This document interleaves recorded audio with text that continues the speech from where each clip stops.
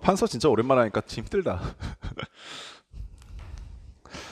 자, 다항식의 연산에서 우리가 첫 번째 주목해야 될 건 무엇이냐면 연산의 기본 법칙부터 좀 확인을 할게.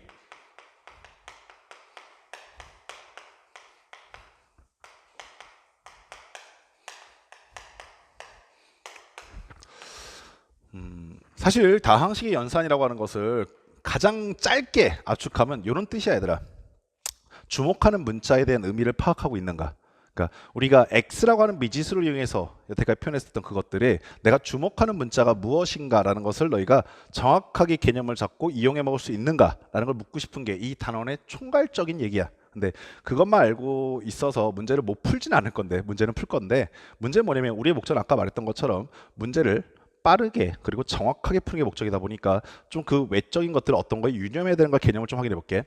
자, 우리가 이런 상황에서 한번 시작해봅시다. A라고 하는 문자와 B라고 하는 문자와 C라고 하는 문자와 그리고 M이라고 하는 문자가 있다고 합시다.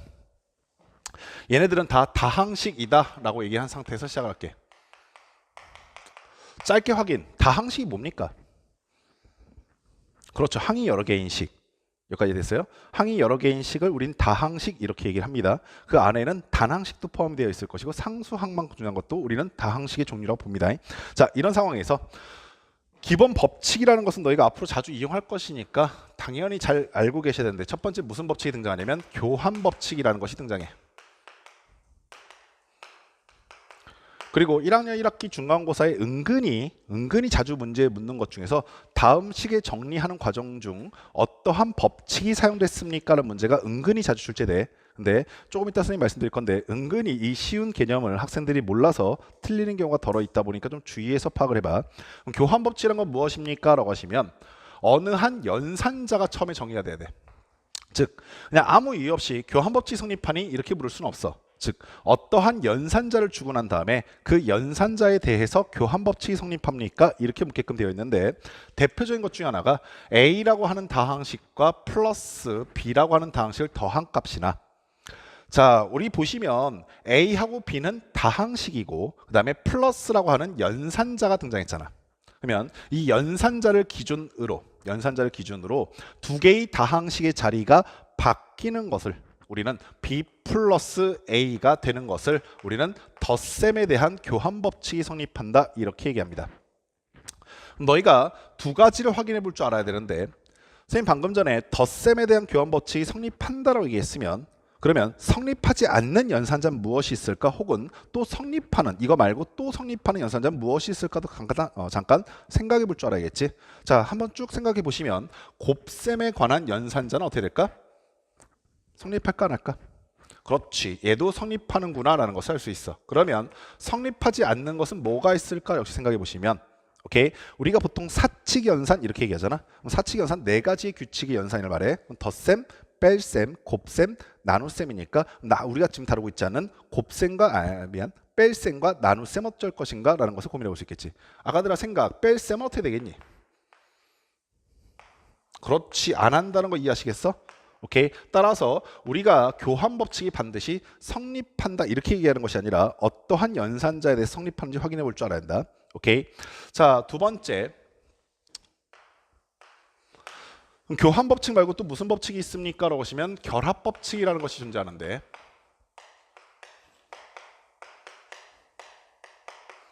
자, 역시 결합 법칙 얘도 그냥 단순히 결합 법칙이 성립합니까? 이렇게 생각하시면 안 되고 어떠한 상황에서 어떤 연산자를 가지고 얘기합니까를 반드시 고민해 볼 줄 알아야 돼. 이 결합 법칙의 특징은 연산자가 한 개야. 연산자의 종류는 한 개인데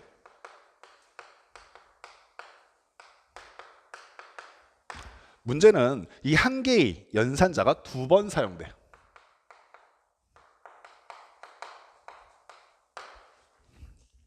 자, 무슨 말이냐면 자, 우리가 A라고 하는 다항식이 있고 B라고 하는 다항식이 있고 C라고 하는 다항식이 있다고 합시다. 자, 그 보시면 덧셈이라고 하는 연산자 한 개지. 근데 보시는 바와 같이 덧셈을 두 번 하신 거야. 여기까지 아시겠어? 자, 이러한 상황에서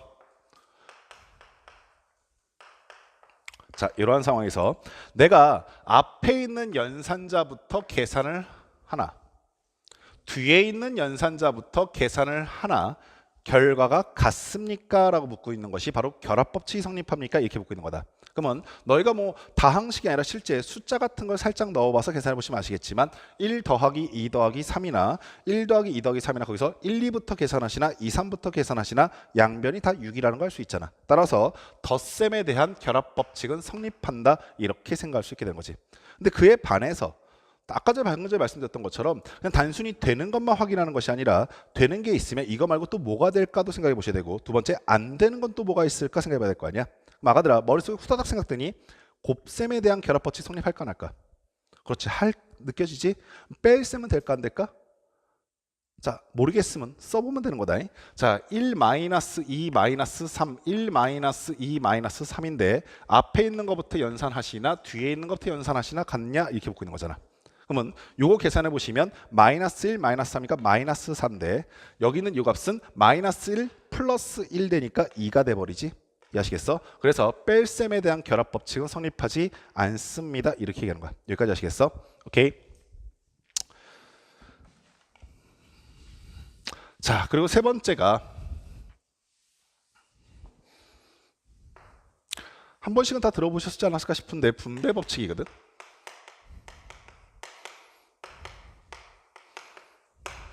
그리고 요거 좀 잠깐 체크해놔. 분배법칙이 중요한 게 아니라 뭐 분배법칙 물어보면 분배법칙 모르진 않을 것 같아. 다들 뭐 이렇게 하는 걸 분배라고 얘기합니다 라는 거 좀 다 알고 있을 것 같은데 내가 이걸 좀 체크해 놓은 이유는 딱 하나밖에 없어. 중간고사 때 학생들이 가장 많이 실수하는 법칙이 분배법칙이야. 이유가 뭡니까? 라고 하시면 자 분배법칙이라는 것은 분배하는 것과 분배라고 말하는 것과 혹은 인수분해라는 것과 좀 다른 차원이야. 이건 법칙이야. 아시겠어? 무슨 말이냐면 교환법칙이라고 하는 것은 이게 되는 걸 교환법칙 얘기하는 것이 아니라 이게 되는 것도 교환법칙이야. 즉 양변의 상황에서 자유롭게 왔다 갔다 할 수 있다는 걸 명심해라. 이해하시겠냐? 마찬가지로 여기도 결합법칙이라는 건 꼭 얘가 됩니다. 한쪽 방향의 식이 아니라 얘가 됩니다도 뭐가 된다고? 결합법칙이란 뜻이야. 아시겠어? 그러면 아가들 우리가 분배법칙이 뭡니까? 라고 하시면 분배법칙은 보통 너희가 알고 있다시피 곱셈식이 덧셈 또는 뺄셈식과 만났을 때 어떻게 됩니까? 묻고 있는 거잖아. 맞아? 그러면은 A 곱하기 B 플러스 C라고 하는 식이 있다 칩시다. 이거 M이라고 한번 써볼까? M 써놨으니까 아까. 자 그럼 얘가 어떻게 되는 게 분배입니까? 라고 보시게 되면 M 곱하기 미안해 다음부터 안 고칠게. 내 고치자마자 바로 지우개가 들려서 또 괜히 죄 짓는 것 같은 기분이네. 자 n 곱하기 b가 될 것이고 플러스 m 곱하기 c가 됩니다까지는 자연스럽게 다들 아시겠지. 오케이. 자 그럼 질문. 자 얘들아 여기는 노란색 밑줄 식이 요렇게 되는 것을 우리가 분배한다 이렇게 얘기하잖아. 오케이. 여기까지 아시겠어? 잘 들어. 여기는 이 식이 이렇게 된 걸 분배한다 이렇게 얘기하고 혹시 들어본 친구도 있겠지만 우변에 있는 식이 좌변으로 넘어오는 것을 뭐라고 그래? 공통인수를 묶어내는 거라서 인수분해한다 이렇게 얘기하는 걸 들어봤을 거야. 그치? 여기까지 다 들어봤지? 근데 선생님이 지금 얘기하는 건 분배한다와 인수분해한다 이게 아니야. 뭘 얘기하고 싶은 거냐면 분배 법칙이야. 아시겠어? 이 분배 법칙이란 것은 분배와 인수분해 둘 중에 하나를 지칭하는 것이 아니다. 아시겠니? 좌변에서 우변으로 넘어오는 것도 분배 법칙이고 우변에서 좌변으로 넘어가는 것도 뭐라고? 분배 법칙이야. 아시겠어? 학생들이 가장 많이 헷갈리는 게 뭐냐면 이건데 우변에서 좌변으로 넘어가는 거에서 무슨 법칙이 사용됐습니까? 라고 하시면 학생들이 별다른 고민 없이 보고 있다가 인수분해 법칙이라는 걸 새롭게 만들어버려. 근데 연산의 기본 법칙 세 가지는 교환법칙, 결합법칙, 분배법칙 세 가지밖에 없다. 인수분해 법칙 이런 거 없어. 그래서 학교에서 기출됐던 문제들 중에 처음에 너희한테 점수를 주려고 하는 문제들 중에서 학생들이 은근히 고민하다 실수를 많이 하는 것 중에 하나 뭐가 있냐면 여기서 일로 넘어가는 걸 뭐라 불러요? 무슨 법칙이라 불러요? 라고 했을 때 인수분해 법칙이요 라고 써놨다가 개피 보는 거지. 어떤 상황인지 아시겠어? 자 거기에 대한 얘기를 잠깐 좀 예제를 보고 갈게. 너희들 그 기본 문제 1번 문제 있는 건데 보기 문제 1번인데 자 보시면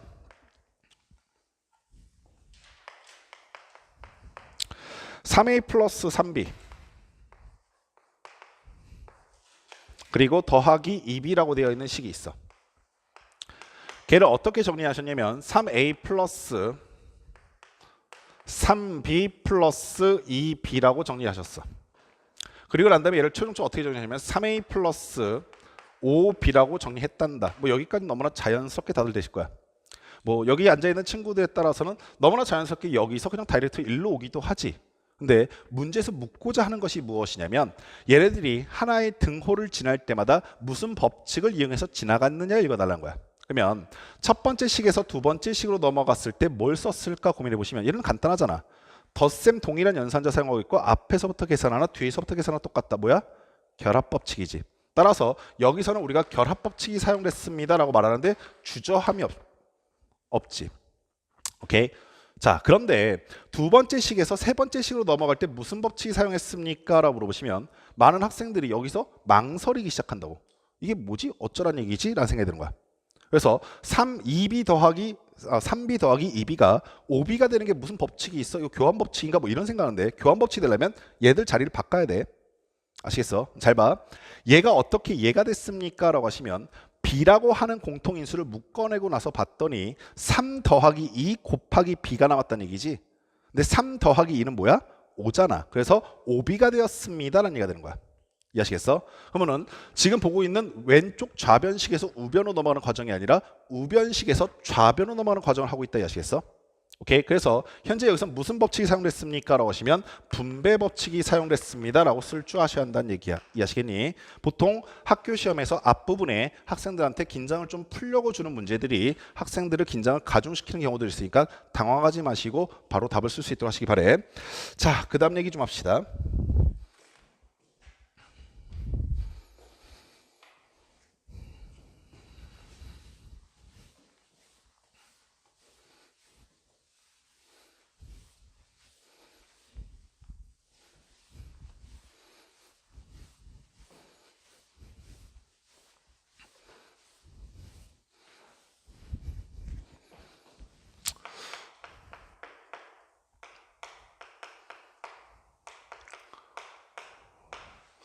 사실 요것도 이미 알고 계시는 경우들이 많이 있을 것 같은데 선생님이 너희들한테 지금 수업하는 것은 우리가 겨울방학 동안에 수업했던 내용에서 좀 더 무엇을 추가하고 싶은 거냐면 중간고사 때 너희가 맞닥뜨릴 수 있는 상황에 대한 고민을 좀 말씀드리려고 해. 동류항이 뭐라고 보시면 대부분의 친구들이 어설프긴 다 얘기해. 동류항이 뭐니? 미안. 애들 표정이 갑자기 날 쳐다보면서 물어보세요. 뭐 이런 표정이어서 동량이 뭡니까? 라고 물어보시면 애들한테 이렇게 물으면 다 대답해. 얘들아 여기 2x가 있고 여기 3x 제곱이 있고 여기 4x가 있어. 그리고 여기에 3y가 있어. 하나 둘 셋 네 개 항 중에서 동량이 누구야? 2xn? 그렇지. 여기까지는 다들 잘 얘기하더라고. 여기까지 아시겠어? 오케이. 그러니까 동류항을 전혀 모르진 않은데 이 동류항에 대한 개념 중에서 학생들이 또 실수하는 부분들이 있어서 그래. 자, 다시 가볼게. 자, 여기 2xy가 있고 여기 3xy가 있고 여기 4x가 있고 3y가 있어. 이 중에서 동류항이 뭐야? 라고 물어보시면 자, 이제 대답하기가 꺼려지기 시작하지. 오케이. 왜 그렇습니까? 라고 하시면 선생님이 첫 번째 시작했을 때 다항식의 연산이라는 단어는 주목하는 문자에 관한 얘기라고 그랬잖아. 즉 우리가 제일 먼저 무엇을 떠올릴 줄 알아야 되냐면 주목하는 문자가 무엇입니까? 라는 생각을 할 수 있어야 되는데 학생들 머릿속에 굉장히 뼛속까지 자리 박혀 있는 것 중 하나 뭐가 있냐면 주목하는 문자는 항상 x여야 함 이거야. 오케이. 근데 그거 말고 이제 y가 등장한다던가 아니면 지금처럼 xy가 등장한다 그러면 혼란이 막 오기 시작한단 말이야. 너네 문제 풀다 보면 이런 얘기 들어본 적 있을 거야. 임의 실수 x와 y에 대하여 혹은 뭐 임의 실수 x에 대하여 임의 실수 m에 대하여 혹은 뭐 모든 실수 x에 대하여 뭐 이런 얘기들 들어본 적 있지. 그 문장의 목적이 뭐냐면 주목하는 문자가 뭐라는 걸 말해주고 싶은 거야. 혹은 함수 입장에서 이렇게 얘기할 때도 있지. fx라는 함수. 그럼 이 단순히 이 식 안에 뭐가 있냐면 얘는 x라는 문자를 주목해야 되는 함수입니다. 이렇게 얘기하고 있는 거라고. 여기까지 상황 파악됐어? 그래서 우리가 주목하는 문자를 은연중에 x를 많이 사용하긴 하는데 항상 x를 주목하라고 하는 것은 아니잖아. 오케이? 그러면 너희가 동류항이라는 것을 봐야 할 때는 어떤 걸 먼저 인지해야 되는 게 첫 번째냐면 주목하는 문자가 무엇입니까? 라는 것을 인지해야 돼. 잘 들어. 내가 현재 이 상태에서 동류항이 뭐야? 라고 물어보면 당연히 대답하는 게 껄쩍지근해져. 혹은 없다고 생각하는 것도 정상적이야. 다만 내가 질문을 바꿔서 내가 주목하는 문자가 y였을 때 동류항은 뭐야? 이렇게 물었으면 뭐라고 대답해야 될까?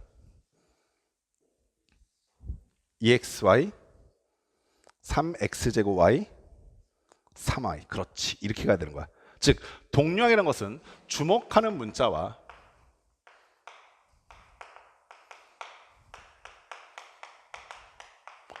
차수가 같은 항이야.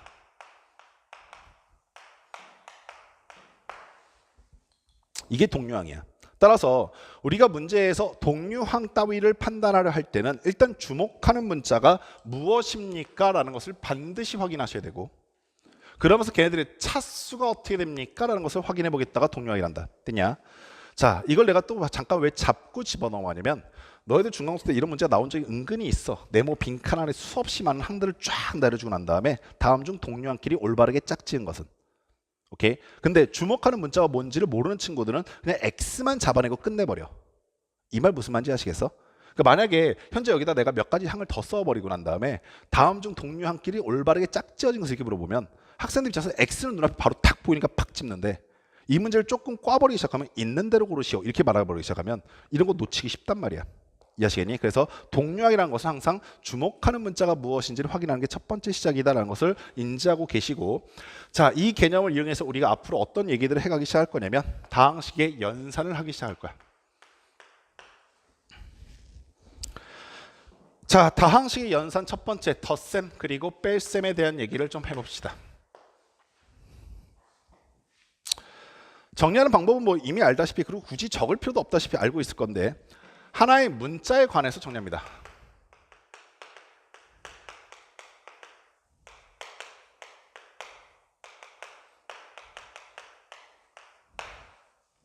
여기서 하나의 문자에 관해서 정리하는 말뜻 안에 무엇이 담겨져 있는 거냐면, 내가 주목하는 문자를 뭘로 볼 것이냐라는 것이고, 만약에 상황이 여의치 않으면 너희가 스스로 정할 수도 있어야 돼. 보편적으로는 어떤 걸 많이 선호하면 X를 많이 선호한다 이렇게 착각하는데, 사실 X를 많이 선호하는 게 아니다. 차수가 2차인, 최고 차수가 2차인 걸 보통 많이 선호해. 이유가 뭡니까? 라고 하시면 우리가 2차 방정식이든 2차 함수이든 걔에 관해서 써먹을 게 좀 많이 알고 있어. 뭐 근과 계수의 관계라든가 근의 공식이라든가 뭐 이런 것들을 많이 알고 있다 보니까 우리가 보통 동류항을 정리할 때 X라는 문자를 선호한다는 뜻은 X를 보통 많이 쓰니까 그렇게 갖고 기준을 갖고 있는데, 꼭 X를 고집하시는 게 아니라 어떤 거라고? 최고차항이 2차 이내인 것들을 보통 많이 선호합니다. 여기까지 기억하시고, 두 번째 동류항끼리 계산하시면 그만이야.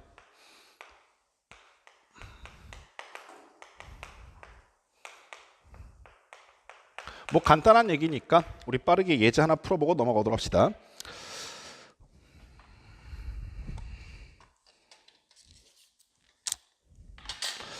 자, 역시 교재에 있는 문제 잠깐 볼 건데,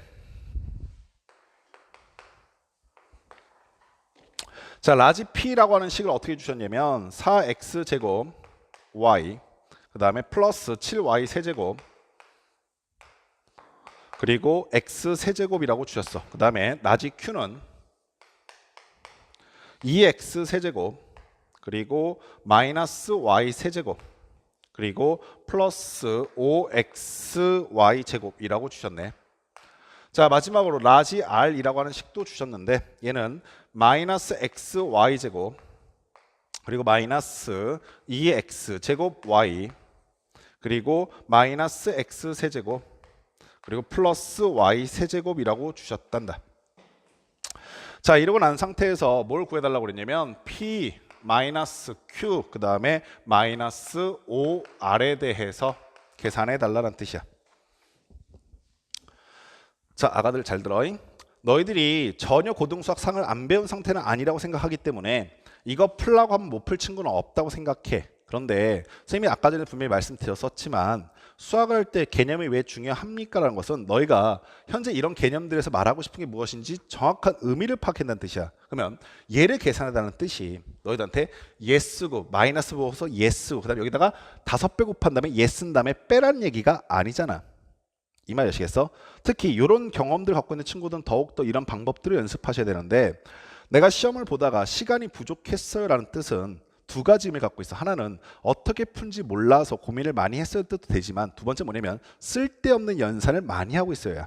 아시겠어? 따라서 동류항 혹은 계산은 다항식 연산이 말하고 싶은 동류항의 계산은 건 무엇이냐면, 내가 얘네들을 쭉 훑어보니까 오케이, x하고 y라고 하는 문자가 사용됐구나. 그리고 x라는 문자의 차수도 3차고 y라고 하는 문자의 최고차항도 3차구나. 그러면 둘 중에 뭘 선택해도 별 상관 없겠구나야. 그럼 나는 얘네들을 정리하는 데 있어서 어떻게 정리할 거냐면 x를 기준으로 최고차항부터 내림차순 정리하면서 연산하겠다는 뜻이지. 그럼 아까들아 쭉 훑어봤더니 최고차항이 3차니까 아마 x 세제곱 앞에 개수가 무엇입니까? 부터 시작하면 되겠네.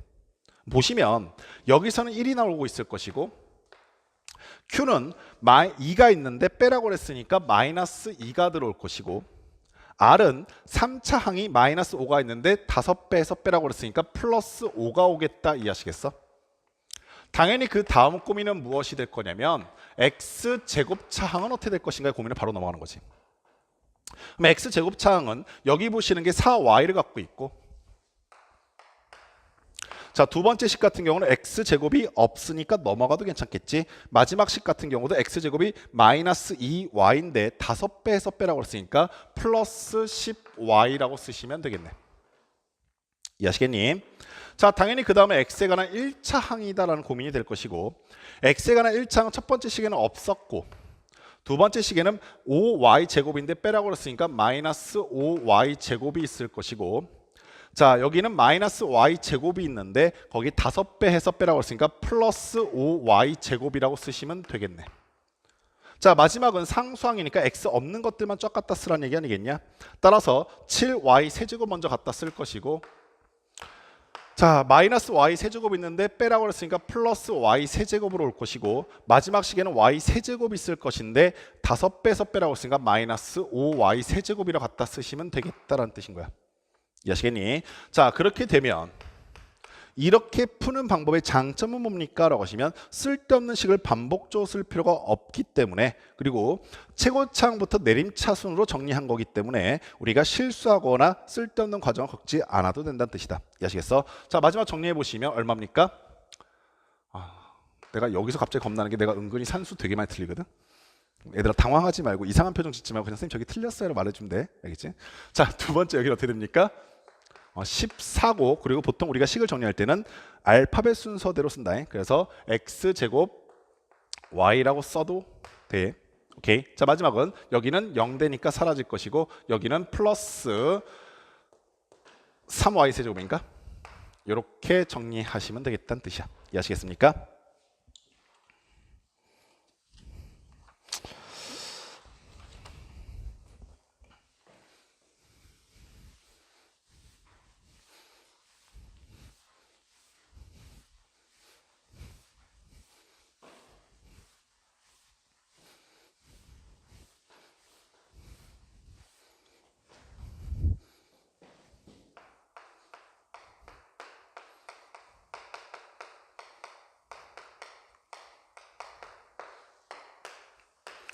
자, 역시 중학교 때 배우셨던 지수 법칙도 잠깐 좀 확인하고 갑시다. 오케이. A의 n승. 뭐 아직까지는 우리가 중학교 때 배웠던 지수 법칙 정도이기 때문에 요거 하나만 좀 주의해서 보시면 되는데 n은 무슨 값입니까? 라고 하시면 n은 자연수죠.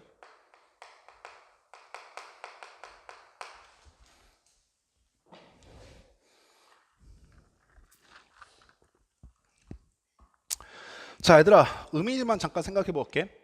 A의 n승은 무슨 의미를 갖고 있어요? 무슨 정의를 갖고 있습니까? A가 n번 곱해졌다는 뜻이야. 그래서 A 곱하기 점점점 가서 A까지 곱할 것인데 여기서부터 여기까지 A가 몇 개 있다? n개 있다라는 정의입니다.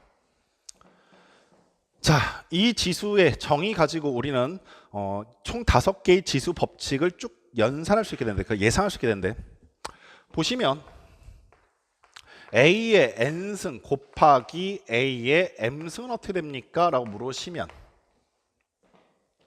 여기는 A가 n개 있다는 뜻이고 여기는 A가 m개 있다는 뜻인데 걔를 또 곱했으니까 A가 총 몇 개 생겼어? m 플러스 n개지. 그리고 요거 잠깐 확인하려고 하는 거야. 수학 공부할 때 개념 정리할 때 지금 아주 진짜 두 명의 친구가 너무 이쁘게 잘 쓰고 계신데 그치? 이 개념 정리라는 거는 이쁘게 잘 쓰고 난 다음에 무엇을 반드시 동반해야 되냐면 쓴 식에 대한 쓴 문자나 이런 것들에 대한 생각을 반드시 해봐라. 첫 번째 선생님 뭐라고 그랬냐면 이건 이렇게 돼가 아니라 얘가 A가 몇 개 있고 얘가 A가 몇 개 있으니까 A의 총 개수가 몇 개야 이렇게 물어봤잖아. 오케이? 그럼 이게 첫 번째로 정의라고 한다면 두 번째는 이런 생각을 반드시 해보란 말이야. 좌변에서 우변으로 올 수 있다는 얘기는 우변에서 좌변으로 올 수 있다는 것도 의미해. 무슨 말이냐면 상황에 따라서 지수의 값을 분리시켜서 곱하기로 연결시켜도 괜찮다는 뜻이야. 이 말 무슨 말인지 알겠어? 자, 봐봐. 나중에 너희가 이제 보게 될 식인데 예를 들어서 우리가 이런 상황 만났다 치자고. 2에 x 플러스 3승 뭐 이렇게 있다고 치자고. 학생들이 은근히 많이 당황한단 말이야. 이게 좀 더 많이 복잡해질 거야. 그리고 너희는 아직까지 이런 상황까지 보지 않겠지만, 그러면 내가 이런 상황을 만나게 되었을 때 이 지수 법칙이 말하고 싶은 이런 뜻 아니겠냐? 2의 x승과 2의 3승을 뭐 하라? 곱하라는 얘기잖아. 이 말 아시겠어? 따라서 2의 x승과 2의 3승을 곱하다 보니까 2의 3승은 8일 것이고 2의 x승은 여기 옆에 있겠네? 라고 생각해도 괜찮다는 뜻이야. 이런 것들을 자유롭게 왔다 갔다 할 수 있도록 연습을 반드시 해두시기 바래. 아시겠지?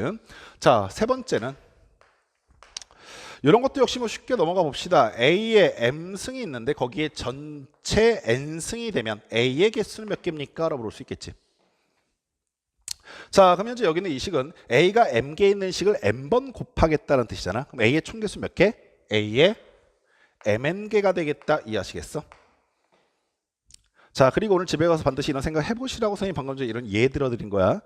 다시 한번 말하지만 수학에서 등호가 성립한다는 건 한쪽 방향의 길이 아니라 양쪽 방향의 길이라는 거 항상 명심해.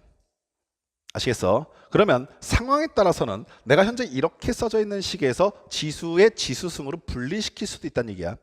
아시겠니? 오케이. 자, 4번은 자, A, B의 전체 N승이 있으면 어떡합니까? 라고 하시면 얘는 A, B가 N번 곱해졌다는 뜻이고, 그래서 AB 곱하기 AB 곱하기 AB 곱하기 쭉 하고서 N번이 되면은 A의 개수는 몇 개? N개. B의 개수도 몇 개? N개가 된다는 뜻이겠지. 자, 역시 계속 생각해라. 중학교 때 배웠던 거지만 확인하자.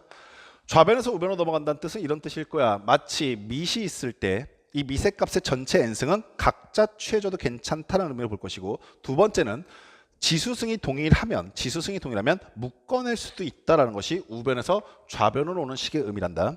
자, 다섯 번째.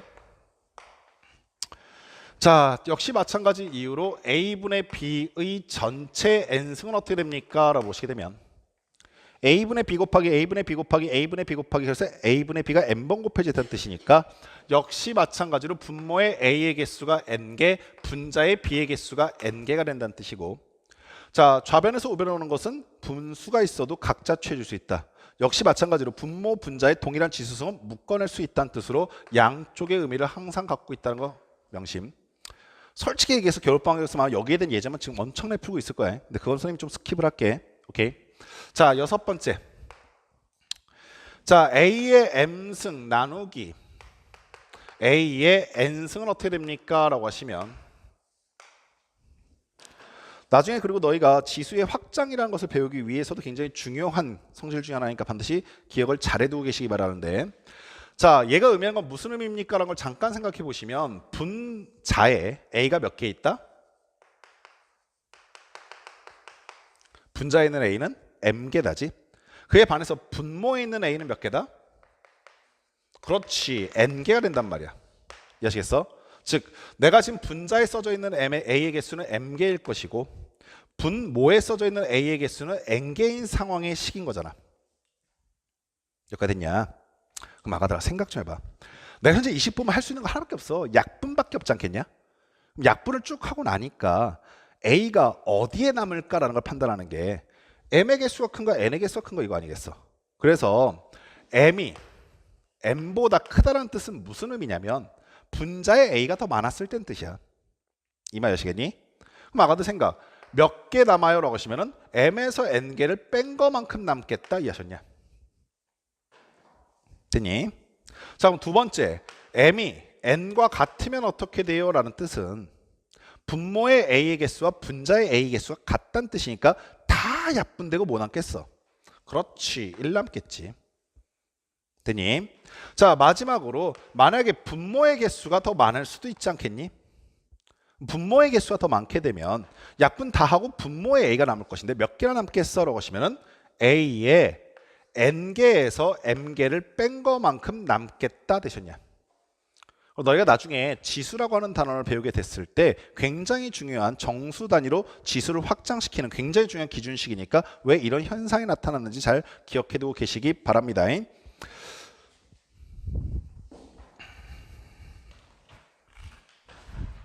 여기까지 다 이해되셨니?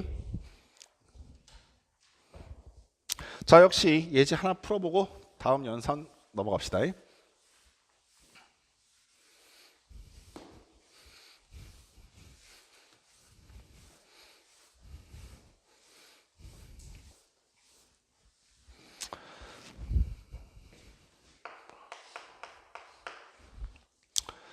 자, 4분의 1 x y제곱 그 다음에 곱하기 3분의 2 x제곱 y 제곱의 전체 제곱 나누기 자 마이너스 3분의 1 x y의 전체 3승이라는 식이 있어. 다시 한번 말하지만 현재 여기 있는 이 식도 여기 앉아있는 친구들이 못 풀 거라 예상하진 않아. 당연히 풀 거야. 믿어. 얘들아, 이런 당연한 질문할 때는 너무 비참한 얼굴 표정을 짓는 것보다는 좀 자신 있는 표정을 주어주는 게 선생님이 수업하면서 좀 믿음이 생기지 않겠니? 내 표정 보고 있으니까 못 풀 수도 있겠다 이런 생각이 되면 안 되잖아. 그지? 풀지? 그래. 근데 하나만 좀 확인하고 싶은 게 이런 거라고. 이런 식을 계속 식을 연달아서 쭉 써내려 가면서 푸는 게 목적이 아니라는 얘기를 하고 싶은 거야. 어떻게 합니까? 라시면 내가 이런 식들을 정리할 때 제일 먼저 기준이 뭐야? 숫자부터 정리한다지. 아까도 생각해봐. 그리고 주목하는 문자에 따라서 각각 정리하겠다는 뜻이야. 숫자부터 생각해보시면 4분의 1이 있을 것이고 곱하기 3분의 2가 있을 것이고 나누기라는 뜻은 역수를 곱하라는 얘기잖아. 그럼 부호는 일단 뭐가 되겠어? 마이너스겠지. 여기까지 됐니? 여기 3승이니까. 됐어? 그럼 봐봐. 4분의 1이 있을 것이고 곱하기 3분의 2가 있는데 제곱이 있으니까는 3의 제곱 그 다음에 2의 제곱이 있을 거 아니야. 그리고 얘는 마이너스 3분의 1을 세제곱하게 되면 마이너스 3의 세제곱분의 1인데 나누기니까 역수차라는 얘기지. 마이너스 번 떼놨으니까 곱하기 3의 세제곱 이렇게 쓰면 되겠네. 숫자 다 썼네. 오케이. 그 다음 문자 뭐를 주목하자? x를 주목하자는 얘기지. 됐어? 자, 그럼 x에 관해서 어떻게 쓸 거냐면 첫 번째는 아무것도 없으니까 그리고 이거 실수하지 마라. 아무것도 없다고 0이 아니라 1이다. 오케이. 자, 곱하기 여기는 x제곱인데 제곱에 제곱했으니까 4승 될 것이고 밑이 동일했을 때 곱셈은 지수끼리의 덧셈으로 바꿀 수 있다. 따라서 플러스 4지. 자, 여기는 x의 3승인데 나누기니까 빼기 3이다. 이해하셨니? 오케이. 자, 마지막으로 주목하는 문자가 y가 하나 더 있네. 자, 그럼 y는 여기 제곱이 있으니까 일단 2 갖다 쓸 것이고 y 제곱의 제곱이니까 4승인데 곱하기니까 플러스 4일 것이고 마지막으로 y의 3승인데 나누기니까 마이너스 3 오면 되겠다까지 하시겠어? 오케이. 자, 선생님 이렇게 풀어드리는 게 너희들한테 보기 좋게 풀어드리는 것이 아니라 실제로 너희가 실전에서 풀 때도 이와 같은 방법으로 푸시라는 얘기야. 아시겠지? 자, 이제 마지막으로 정리만 하시면 마이너스 여기 4분의 1, 4분의 1 없어질 것이고 3의 제곱 3 날라가니까 마이너스 3 나오겠네. 그 다음에 x는 자, 여기 플러스 5고 마이너스 3이니까 제곱 남을 것이고 y는 6에서 3 빼니까 3승 남겠다라고 정리하시면 된다는 뜻입니다. 아시겠습니까? 옆에다 쓰자. 귀찮다. 자, 네 번째 곱셈. 혹시 x라고 쓸까봐 써놔야지.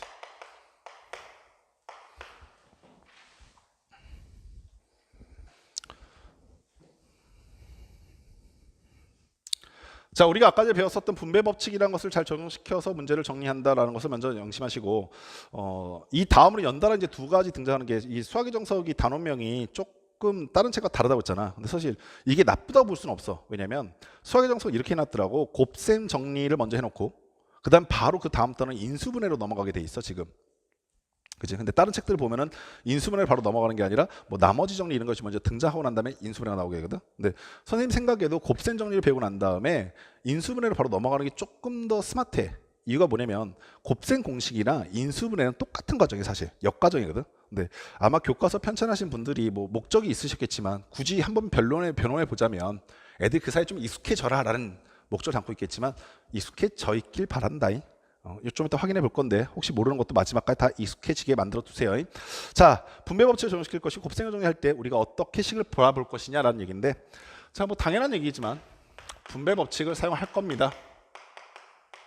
라는 것 정도만 그냥 간단하게 확인해 두시고 바로 예제를 보면서 가볼게. 2x 제곱 3x 4x 세제곱 마이너스 2 곱하기 2x 마이너스 3이라고 되어 있단다. 다항식끼리 곱셈은 어떻게 정리할 것입니까? 라고 하시면 이렇게 정리할 겁니다. 주목하는 문자를 가지고, 근데 여기는 주목할 게 하나밖에 없지. x 말고 주목할 게 없잖아, 그지? 그 문자의 최고차항부터 내림차순 정리할 거란 얘기야. 그러면은 아가들 생각. 얘를 쫙 보고 있으니까 주목하는 문자의 최고차항은 몇 차일 것 같아? 그렇지, 4차겠지. 언제 나타나겠어? 그럼 얘하고 얘밖에 없겠다 이해하시겠어? 그러면은 x의 4차까지는 내가 고민할 대상이 아니라는 거 이해하시겠냐? 오케이. 자, 얼마가 개수입니까? 라고 하시면 당연히 8이 개수일 것이고, 당연히 그 다음 고민은 뭘로 바로 넘어가냐면 x의 세제곱이 나오는 건 지당하고, 이건 내 고민의 범위 밖이라고. 이 앞에 개수만 고민하면 된다. 이게 바로 곱셈의 핵심인 거야. 그러면 삼수는 언제 나오겠어? 라고 하시면 얘하고 얘 곱해지시고 얘하고 얘 곱해지실 때 아니야. 그러면 계산해 봤더니 얘는 4고, 오케이? 얘는 얼마야? 마이너스 10이잖아. 오케이? 그러면 얼마 나오겠어? 마이너스 8 나온다. 이해하셨어? 그리고 바로 쓰는 게 조금 불안하면 실제로 써도 상관없다? 얘하고 얘 곱하니까 얼마? 아이쿠 잘못 왔다. 왜 안 돼? 오랜만에 하니까. 얘하고 얘 곱하니까 얼마? 4고. 그 다음에 얘하고 얘 곱하니까 얼마? 마이너스 12. 이렇게 쓰셔도 아무도 비난하지 않는다. 오케이. 자, 당연히 그 다음 고민은 뭐가 됩니까? 하시면 x 제곱항일 것이고, 제곱항은 언제 나와요? 라고 하시면 이렇게 곱해지니까 마이너스 6이 쓸 것이고, 그 다음에 얘하고 얘 곱해지니까 플러스 6 나오겠다. 됐니? 1차식은 언제 나와요? 라고 하시면은 1차식은 얘네 둘이 곱해지니까 마이너스 9 나올 것이고, 그 다음에 얘하고 얘 곱해지니까 마이너스 4 나오겠다. 됐습니까? 마지막 상수항은 플러스 6밖에 없겠구나 라고 생각하시면서 정리하시면 된다는 뜻이야. 이해하시겠어? 선생님 저건 정리 안 할게.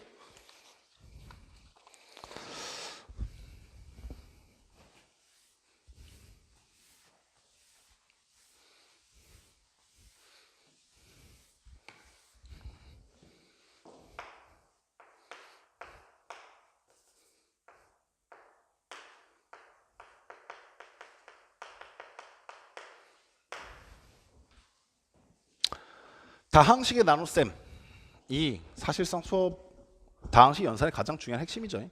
중간고사에도 가장 많이 기출되고요.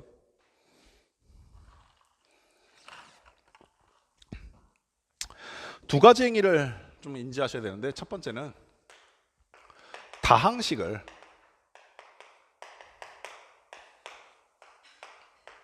단항식으로 나눌 때가 있지.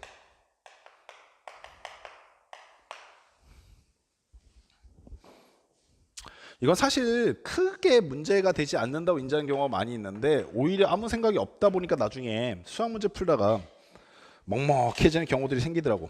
그거에 대한 정리 좀 할게. 이런 상황 봐봅시다. 3x 세제곱 마이너스 4x 제곱, 그 다음에 마이너스 5x가 있고요. 그리고 나누기 2x가 있다라고 합시다. 혹은 이 식이 이렇게 보이는 경우들도 있시요. 2x분의 3x 세제곱 마이너스 4x 제곱 마이너스 5x라고 보일 때도 있어요.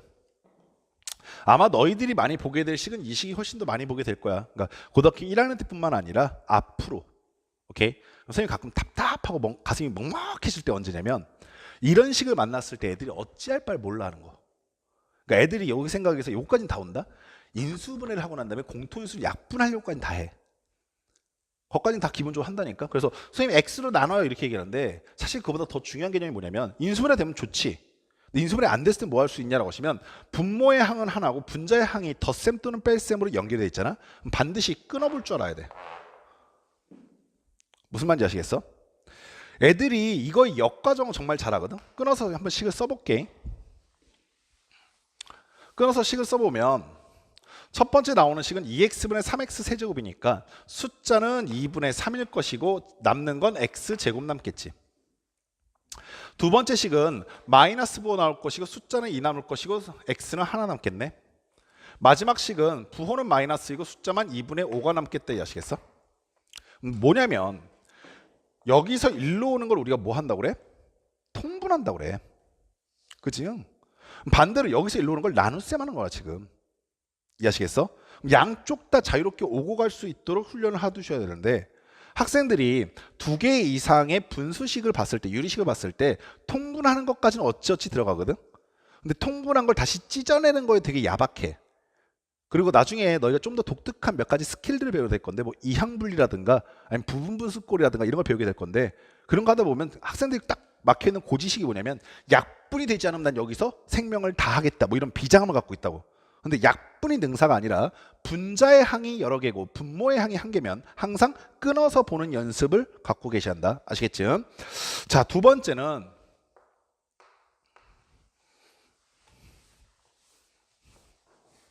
저렇게 항이 하나면 끊어서 보면 되는데 다항식하고 다항식을 나눌 때는 어떻게 합니까? 라는 거잖아.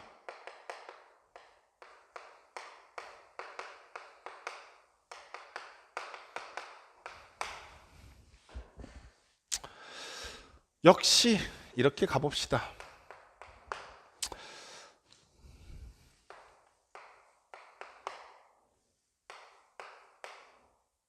아이쿠 미안 30이 아니었어.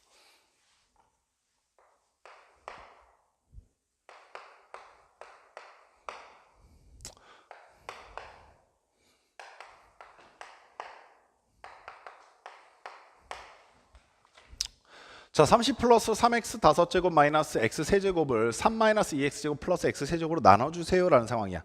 요 기호를 앞으로 선생님이 나누다라는 의미로 사용할 거야. 다항식과 다항식을 나눌 때 보다시피 내가 지금 나누려고 하는 것이 단항식이 아니라 항이 한 개가 아니라 여러 개 있을 때 어떻게 합니까? 보시면 실제로 나눗셈이 가능해.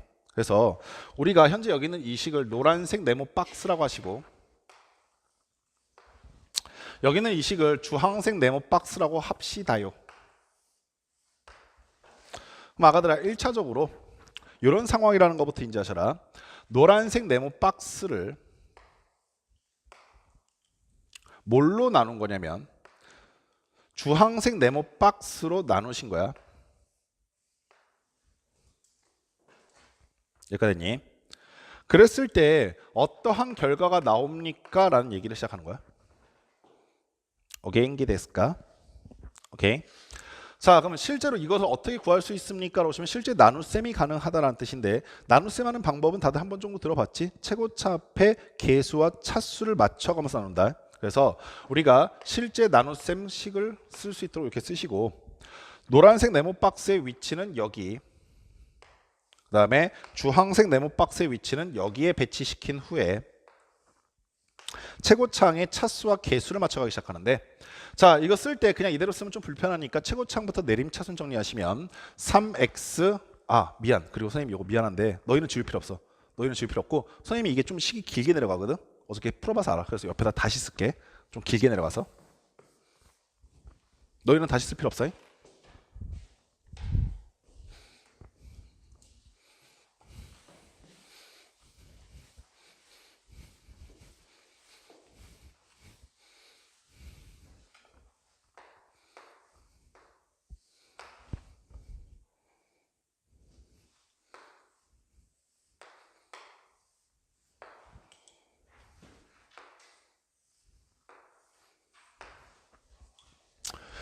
자, 노란색 네모 박스 값을 쓰는데 그냥 쓰면 조금 계산할 때 헷갈리니까 최고차항부터 내림차순 쓰시면 3x 5제곱 그 다음 차수가 마이너스 x 세제곱 그 다음 마지막이 플러스 30 이렇게 되시는 거고 자, 주황색 네모 박스도 역시 내림차순 써보시면 x 세제곱이 먼저 나올 것이고 그 다음에 마이너스 2x 제곱 그 다음에 플러스 3 이렇게 쓰시면 될 거야. 자, 한 번 정도 다 해봤을 테니까 우리 좀 빠르게 갑시다. 최고차 앞에 개수 차수 맞춘다고 했으니까 여기다 얼마 곱하면은 3x 5제곱 나오겠니? 라고 물어보시면 3x 제곱이 있으면 되겠지.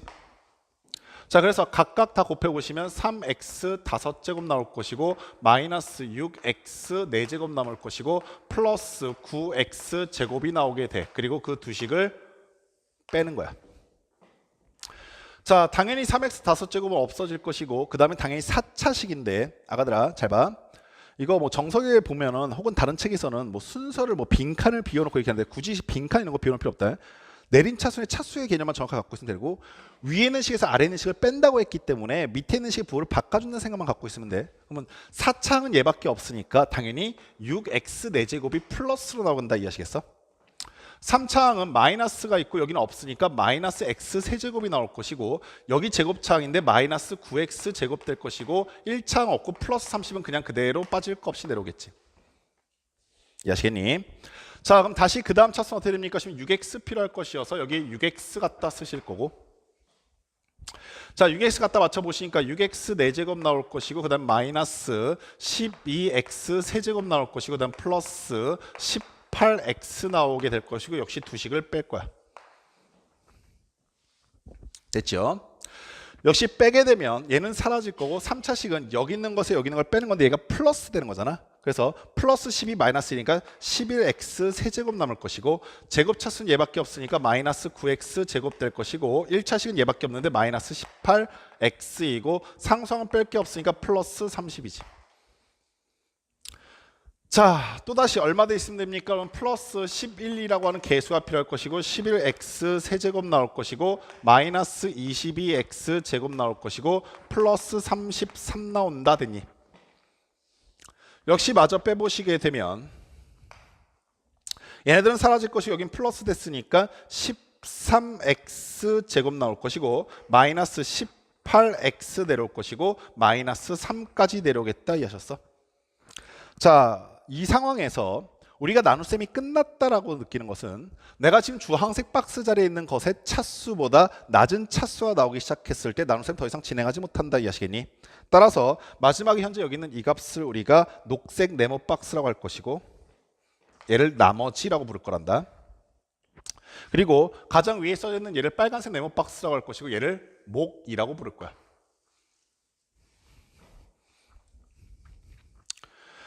혹시 나머지 것들의 이름도 조금 궁금하시면 이런 거 확인해 두시면 좋은데 여기는 요 새끼를 피제수라고 부르고 이게 조금 한자라서 약간 그지 같을 텐데 피가 당할 피자야. 그러니까 나눗셈을 당하는 수. 그럼 얘는 뭐라 부를 건지 혹시 느껴지니? 제수라고 불러 제수. 네, 요즘에 거의 안 쓰는 단어들이니까 굳이 뭐 골머리 썩지 마. 제수, 피제수 이렇게 부르고 얘는 뭐라 부른다? 목. 얘는 뭐라 부른다? 나머지라 부른단다. 자, 이 상황에서 우리가 얘를 다시 한번 좀 써보려 하는 건데 야, 잘 봐봐 얘들아. 현재 여기 있는 이 식은 어떻게 써지게 되는 거냐면 노란색 네모 박스를 주황색 네모 박스로 나누게 되면 오케이? 몫이 빨간색 네모 박스 2고 얘가 나왔고지. 그리고 나머지가 나왔다고 그랬는데 나머지가 어떻게 나온 거냐면 녹색 네모 박스로 텅 이렇게 나온 게 아니야. 그럼 목이랑 똑같은 거잖아. 그러면 어떻게 되는 상태냐면 내가 지금 나누려고 하는 주황색 네모 박스 밖을 못 빠져나간 거잖아. 이 말 이해하시겠어?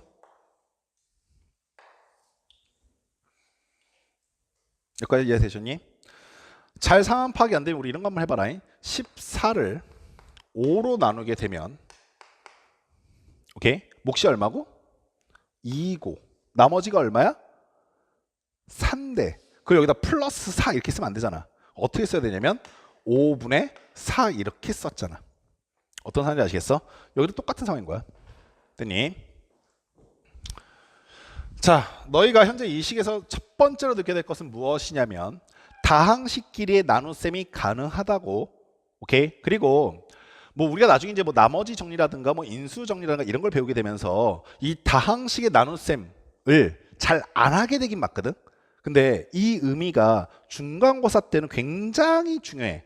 그러니까 너희가 보통 어려운 문제들을 실제로 다항식 나눗셈을 하셔라야.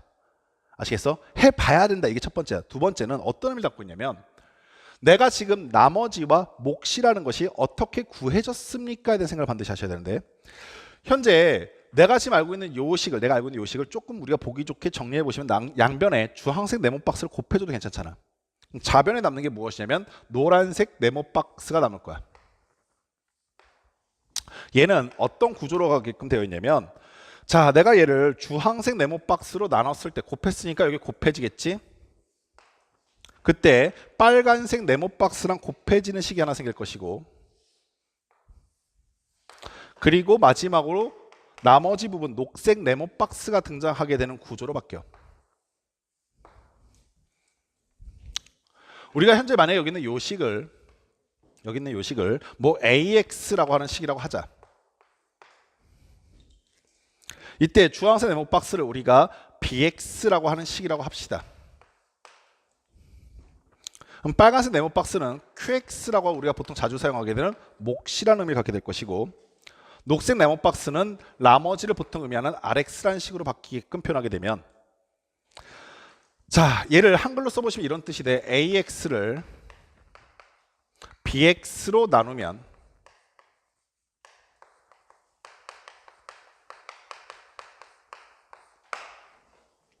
자, 몫이 QX이고 나머지가 RX이다 라고 읽게 되는데, 나머지 정리에서는 이 QX라는 거의 의미를 굉장히 많이 퇴색시키고 나머지 RX만 빨리 찾자는 게 나머지 정리의 목적이고, 그래서 보통 이 말이 잘 안 써 있어. 그래서 AX를 BX로 나눴더니 나머지가 RX이다 혹은 나머지가 R이다 이렇게 보통 많이 써 있는데, 그건 뭐 그때 가서 다시 한번 확인해 보도록 하고, 지금은 너희가 무엇을 읽을 줄 알아야 되냐면, 내가 지금 BX라는 식과 QX라는 식 그리고 RX라는 식을 어떻게 유추할 수 있을 것인가야 되는 얘기야. 잘 봐. AX가 현재 몇 차식이야? 5차식이지. 근데 BX는 몇 차식이야? 3차식이잖아. 현재 이 두 가지 정보만 보고 나서 나는 QX와 RX가 어떻게 될 것이라는 것을 유추할 수가 있게 돼. 무슨 말이냐면 얘하고 얘가 곱해져서 AX의 최고차항이 나와야 하기 때문에 얘가 5차고 얘가 3차면 얘는 반드시 몇 차식이란다? 2차식일 것이라는 걸 예상할 수 있다는 얘기야. 게다가 최고차 앞에 개수는 얘네들의 곱으로밖에 만들어질 수가 없기 때문에 개수까지도 뻔히 예상이 된다는 뜻이야.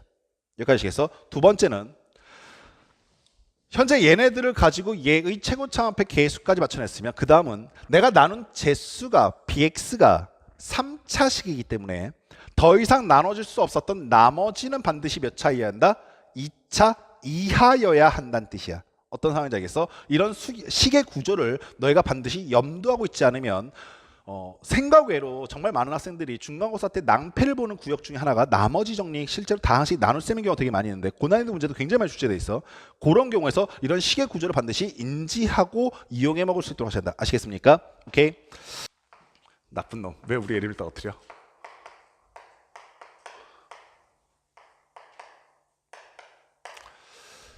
자, 조리제법 어느 상황에서 씁니까? 라고 하시면 이런 상황에서 쓰죠. 다항식의 나눗셈인데,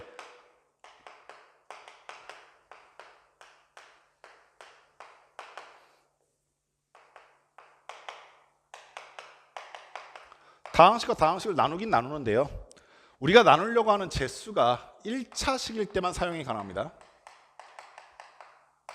물론 좀 익숙해지면 2차식 이상으로도 나누는 방법들이 생기긴 해요. 대신에 이제 그 2차식이 반드시 인수분해가 돼야 되는 상태죠. 연속적으로 나눠가기 시작할 거니까. 자, 근데 이 상황에서 왜 조리제법이라는 것이 등장합니까에 대한 생각을 잠깐 해볼 건데, 우리 이렇게 한번 가볼게. fx라는 식이 하나 있었어.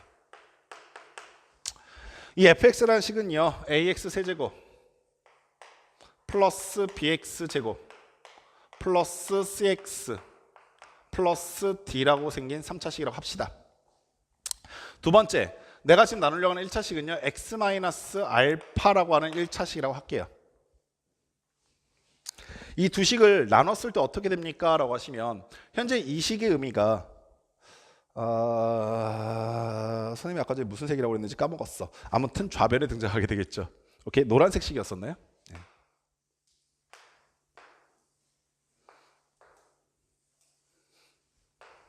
이게 좀 맞았으면 좋겠다. 편집할 때 자연스럽게. 편집했더니 색깔이 바뀌어 있으면 중간에 신 거 다 티나잖아. 그지?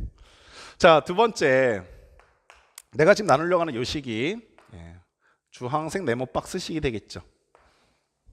자, 그래서 주황색 네모 박스가 우변에 이렇게 등장하게 될 것이고, 나누고 나니까 몫이라고 하는 빨간색 네모 박스가 생길 것이고요. 당연히 또 나누고 나니까 녹색 박스 나머지가 생기겠더라. 됐습니까? 여기까지 하셨지요?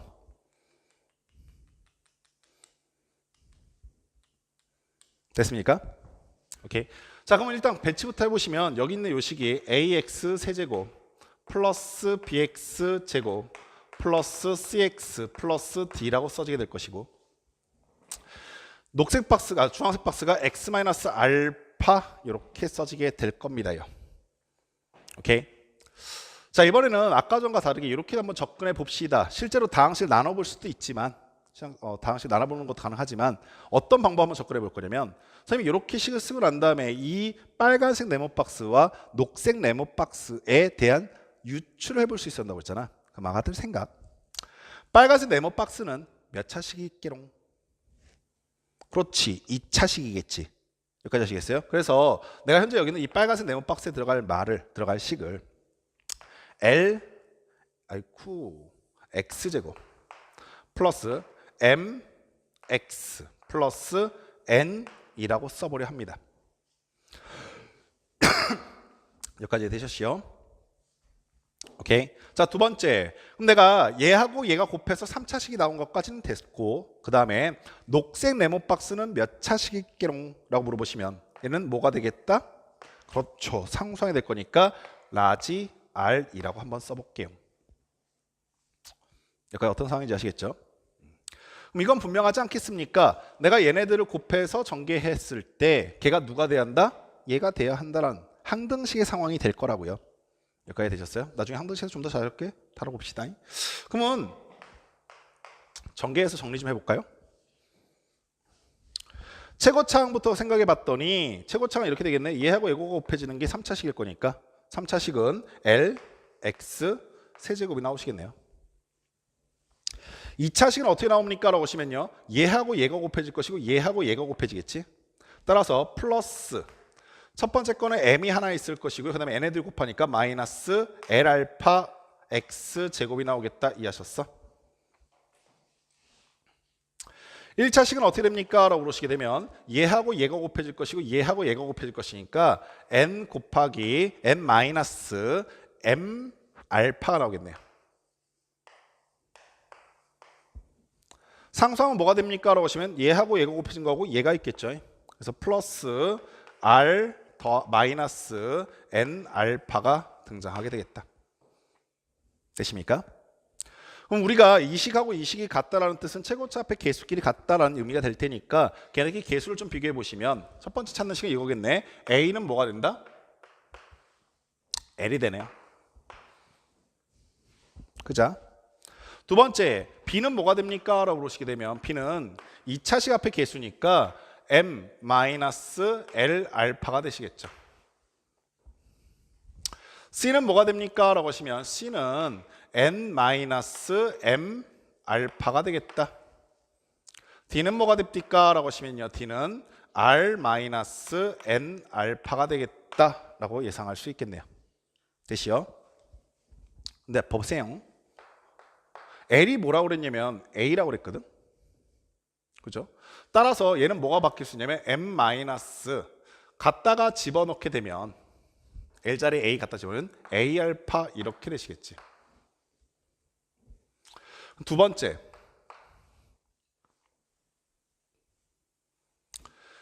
여기는 요식에서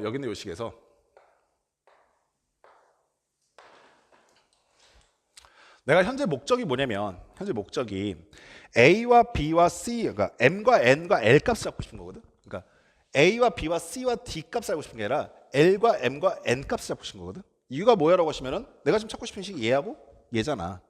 오케이? 따라서 내가 현재 여기 있는 이 식에서 M이 뭐야? 라고 물어보시게 되면 M은 어떻게 쓸 수 있게 되냐면 M은 B 더하기 A 알파잖아. 뜻이요. 마찬가지 의미로 내가 현재 여기 있는 이 식에서 여기 있는 이 식에서 뭐가 찾고 싶어? 라고 하시면 M 값은 알았으니까 N 값이 알고 싶은 거 아니겠니? 이해하셨어? 그러면은 N 값이 뭐야? 라는 식으로 정리를 해보면 N은 C 더하기 M 알파인데, 오케이? 아가들 봐봐. M이 뭐야? 라고 하시면 얘잖아. 그럼 거기에 알파를 하나씩 곱한 다음에 C랑 더하라는 얘기 아니겠어? 따라서 얘가 뭐가 되냐면 C 더하기 M하고 얘하고 알파하고 얘하고 곱하니까 B 알파 더하기 A 알파 제곱 이렇게 써지겠다 이해하셨어? 자, 역시 마찬가지로 내가 현재 여기 있는 이 식에서 n값은 방금 전에 찾았으니까롱 나머지 r값을 찾고 싶다 이거 아니겠냐, 그지? 나머지 r값이 뭐야 라고 하셨을 때는 나머지 r값은 알파 더하기 n알파라고 써지게 될 것인데, 오케이? 아 미안 D 더하기 n알파가 될 것인데, 현재 여기 있는 이 식을 정리해 보시게 되면 n이 얘였잖아, 흰색식. 거기다가 알파 하나씩 곱한 다음에 D랑 더해주세요 라는 거 이해하시겠어? 따라서 D 더하기 C 알파 더하기 B 알파 제곱 더하기 A 알파 세제곱 이렇게 써지게 되겠네. 여기까지 되시오. 오케이? 그럼 아가들 잘 봐봐. 내가 지금 찾고 싶은 식이 뭐였습니까? 라고 보시면 이 몫을 어떻게 찾을 것이냐와 이 나머지를 어떻게 찾을 것이냐라는 건데, 선생님이 너희한테 지금 알려드리고 싶은 게 뭐냐면 다항식의 나눗셈이라고 하는 방법은 우리가 방금 전에 5번에서 봤었단 말이야. 즉 다항식을 못 나누는 건 아니야. 다만 그 상황에서 내가 지금 재수가 1차식이었을 때 어떠한 행위를 하게 되면, 어떻게 풀게 되면 이 몫과 나머지를 좀 빨리 찾을 수 없을까라는 고민인 거야. 조리제법이라는 것은 그걸 좀 빨리 찾게 해주는 방법이거든. 오케이? 그래서 내가 이 결과들을 곰곰이 보고 있으면서 L과 M과 N과 R 값이 이렇게 표현된다는 걸 알았기 때문에 이걸 가지고 고민해 봤더니, 자, 우리가 지금 나누려고 하는 식 A, B, C, D, 즉 AX 세제곱 BX 제곱 CX 플러스 D라고 하는 다항식을, 자, 이렇게 선을 그어놓고 x-알파라는 식으로 나누겠다라고 하였을 때 알파, x 자리에 어떤 값을 집어넣으면 0이 됩니까? 라는 값을 고민하신 후 알파라는 값을 여기다 갖다 쓰시고 얘를 내려서 a라고 쓰신 뒤에 얘를 곱해서 여기다 써주시게 되면 a알파라고 써지게 될 것이고, 또다시 걔네들을 더해서 B 더하기 A알파라고 쓰시고 다시 얘를 곱해서 B알파 더하기 A알파 제곱이라고 쓰시고 다시 더해서 C 더하기 B알파 더하기 A알파 제곱이라고 쓰시고 다시 또 곱해서 이 자리에 써주시면 C알파 더하기 B알파 제곱 더하기 A알파 세제곱이 될 것이고, 다시 더해서 내리게 되면 D 더하기 C알파 더하기 B알파 제곱 더하기 A알파 세제곱까지 써주시게 되면 됐어? 이게 보이시길 바랄게. 내가 이렇게 쭉 써놓았던 이 식들이 무슨 의미를 갖고 있냐라고 봤더니 마지막에 있는 노란색 밑줄에 있는 요 결과가 여기에 써져 있네. 그게 뭐에 해당한다고? 나머지 R에 해당한다고. 그럼 이 앞에 써져 있는 얘는 뭐지? 라고 생각해 봤더니 앞에 써져 있는 얘는 A라고 하는 값은 사실상 뭐와 같았어? L과 같았지. 그래서 얘가 L의 의미를 갖고 있을 것이고, 오케이. 두 번째, B 더하기 A알파는 어디서 봤던데? 라고 봤더니 B 더하기 A알파는 뭐야? M에 해당하는 의미를 갖고 있을 것이고, C 더하기 B알파 더하기 A알파 제곱도 어디서 봤는데 봤더니 N에 해당하는 내용이 갖고 있다 이해하셨냐? 그러면 내가 굳이 얘네들을 다항식의 나눗셈을 연산할 필요 없이 나누려고 하는 재수가 1차식이었을 경우에는 걔네들의 개수만 이용해서 이렇게 연산하는 게 훨씬 더 빠르게 몫과 나머지를 유추할 수 있겠다 이해하시겠어? 오케이. 그래서 이러한 방법을 우리는 조립제법이라고 하면서 앞으로 이용해 먹자인데, 뭐 사실 한 번 정도는 고등수학상을 들어봤던 친구들일 거라 이러한 것까진 몰랐어도, 오케이, 조립제법을 하는 방법 정도는 알고 계셨을 거라고 믿어. 근데 선생님이 이걸 다시 한번 좀 점검해 드린 이유가 너희 세대가 문이과 통합형 인재라고 해서 선생님도 며칠 전에 유진이 그 모의고사 점검하다가 정말 깜짝 놀라 발견한 건데, 과탐하고 사탐이 절대평가로 바뀌어 있는 시대잖아 지금. 그죠? 그러다 보니까 선생님이 곰곰이 생각해봤던 게 그거였어. 과탐하고 사탐으로 절대평가가 바뀌고 영어도 지금 절대평가란 말이야. 그러면 상대평가로 남아있는 과목이 딱 두 개지. 수학 N, 국어잖아. 그지? 지금 국어가 어렵다 얘기하는데 아가들 착각하면 안 될 게 국어는 겁내 쉬웠다 어려워지는 중이고 옛날에 국어 정말 지옥이었어. 98점 맞고 1등급 놓치는 경우가 생겼단 말이야. 실제로 예진쌤 때 물어봐봐. 그때 막 95점 맞았는데 3등급 뜨고 막 이랬었어. 기억나니? 진짜로 그랬었어. 그러니까 국어 난이도가 무너져 있었던 시대가 있었었어. 그러니까 한 문제, 두 문제 틀렸는데 3등급 떡으로 이러니까 국어 난이도 지금 정상화되어 가고 있는 과정이야. 정상화란 건 무엇이냐면 92점에서 1등급 컷이 끊기게 하겠다라는 얘기거든. 무슨 말인지 아시겠어? 근데 수학은 아주 오래전부터 그 정상적인 난이도를 갖고 있었단다. 그러니까 애들의 목표가 되게 자연스럽게 어떻게 가고 있냐면 이렇게 가고 있거든. 두 문제는 틀리고 시작하자. 4점짜리 두 개는 21번과 30번은 틀리고 시작하자. 이렇게 가고 있는데 그렇게 너희가 접근하시면 수학 1등급 절대 못 맞아. 아시겠어? 그러니까 이러한 과정들 한 번씩 꼼꼼히 생각해 봐야 돼. 수학에서 중요한 증명이라는 것은 항상 생각할 수 있는 힘을 갖고 있느냐. 아시겠어? 그래서 이런 걸 한번 오늘 정도는 꼭 너네 스스로 고민하면서 재증명해 보시고, 오케이? 그러면서 우리가 이걸 써먹을 건데 이거 써먹을 때 주의해야 될 것도 좀 기억하자. 선생님 방금 전에 x-알파라고 하였는데, 오케이? 얘가 1차 식이라는 거 일단 확인이 됐지. 근데 중요할 게 있어.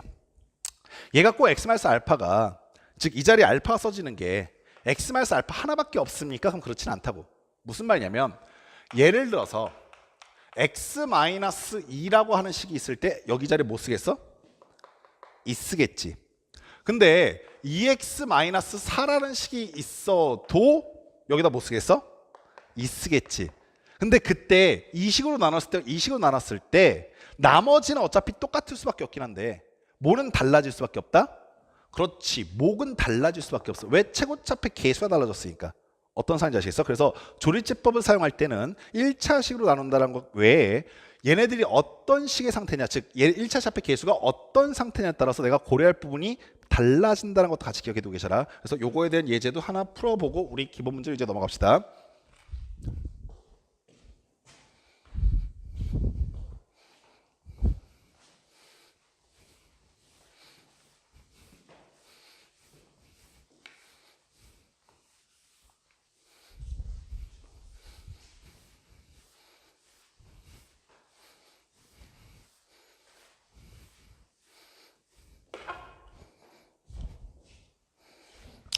저 넘어간 거 뭐 어떻게든 되겠죠?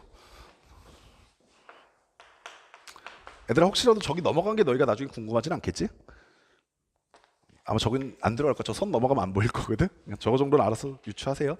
자, 요거 한번 풀어봅시다. 2x 세제곱 플러스 x제곱 마이너스 4라고 하는 식을 x-3으로 나누래요. 나눠 봅시다. 방금 전에 봤었던 조리제법에 의해서 나누면 되는데, 자, 이런 것들은 아마 잘 피해갈 수 있을 거라 봐. 최고창부터 개수를 갖다 쓸 건데 만약에 비어있는 항이 있으면 걔는 0으로 써야 된다. 그래서 2 쓰실 것이고 그다음에 1 쓸 것이고 1창 없으니까 0 쓸 것이고 상수항이 마이너스 4 이렇게 써지게 되겠지.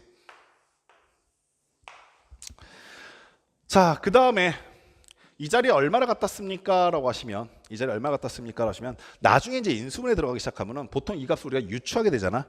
지금 같은 경우에 얼마 쓰라고 정해져 있어? 3 쓰라고 정해져 있는데 나중에 우리가 이거 유추할 때 어떤 식으로 뭐냐면 지금 방금 전에 해봐서 알겠지만 곱해서 넘어가고 곱해서 넘어가고 곱해서 넘어가잖니. 그럼 생각해봐야 되라. 우리가 이 조리제법을 하는 가장 중요한 이유 중에 하나는 인수분해 시키기 위함이지. 그럼 인수분해 시키겠다는 건 나머지가 얼마이길 바라는 거야? 0이길 바라는 거지. 그럼 얘네들이 더해졌을 때 0이 되려면 여기에 써져 있는 숫자는 반드시 얘하고 얘의 곱이어야 되는 거야. 그 말의 뜻은 얘네들이 곱해서 얘가 나왔다는 뜻이잖아. 따라서 얘의 뭐를 갖다 쓰는 게 정상적이야? 약수를 갖다 쓰는 게 정상적이다. 아시겠지? 자, 아무튼 지금 현재로는 3으로 하라고 했으니까 하지 뭐 3. 자, 빠르게 갈게. 2 내려올 것이고 곱해져서 올라가니까 6일 것이고 그 다음에 더해서 내려오니까 7일 것이고 그 다음에 21일 것이고 더해서 내려오니까 21이고 그 다음에 63이고 더하시니까 59 이렇게 됩니까? 선생님 굳이 여기 천천히 하면 안 해도 되겠죠? 오케이. 자, 요거 하나만 연습할게요. 그러면 현재 이 식을 보면서 우리가 얘를 다시 수식의 상태로 써볼 수 있어야 되는데, 자, 좌변에 피제수가 있을 것이니까 2x 세제곱 플러스 x제곱 마이너스 4가 좌변에 써지겠지. 현재 얘가 노란색 네모 박스의 역할이죠. 내가 지금 나눈 제수가 x-3이니까 x-3이 주황색 네모 박스에 써지겠지라. 됐어요. 내가 조리치법을 한 이유는 이 행동을 인해서 뭘 구하고자 하는 거야? 목과 나머지를 구하고자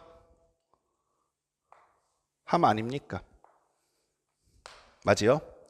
자, 그럼 아가들아, 빨간색 네모 박스엔 뭐가 써지게 됩니까? 라고 하시면 보시는 바와 같이 x 앞에 개수가 1인 1차식으로 나눴을 때는 그냥 이 상태 그대로 갖다 쓰셔도 된다.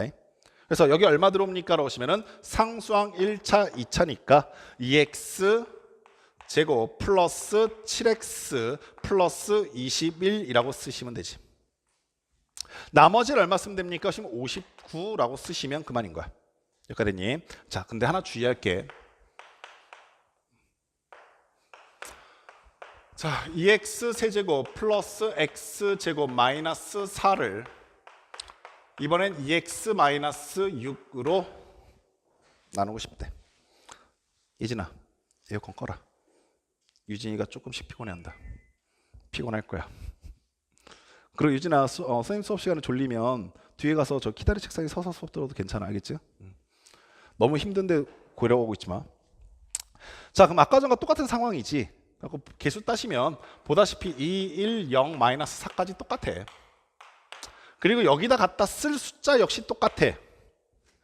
현재 x에 얼마 집어넣어 0 됩니까? 그럼 3인 것까지 똑같단 말이야. 그럼 고민할 것도 없이 얘네들 빈칸 채워보시면 여기까지는 그냥 그대로 나올 수밖에 없어. 내가 지금 뭐 때문에 이거 설명하는지 아시겠지? 오케이? 요거 조심하시란 말이야. 실수는 은근히 알면서 하는 걸 실수라고 그래.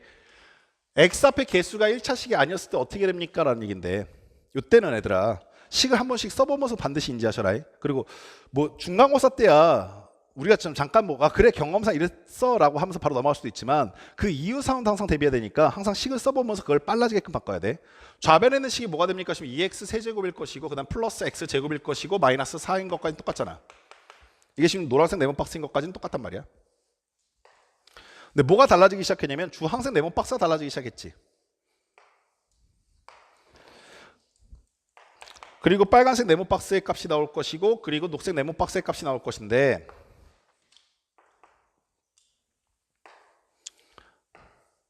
자, 여기 보이시는 나머지는 전혀 영향을 받지 않았기 때문에 59인 거 동일하단 말이야. 오케이? 그럼 빨간색 네모 박스 몫을 어떻게 유추합니까? 라는 얘기인데, 자, 봐봐. 내가 여기다가 2x-6이라고 단다. 오케이?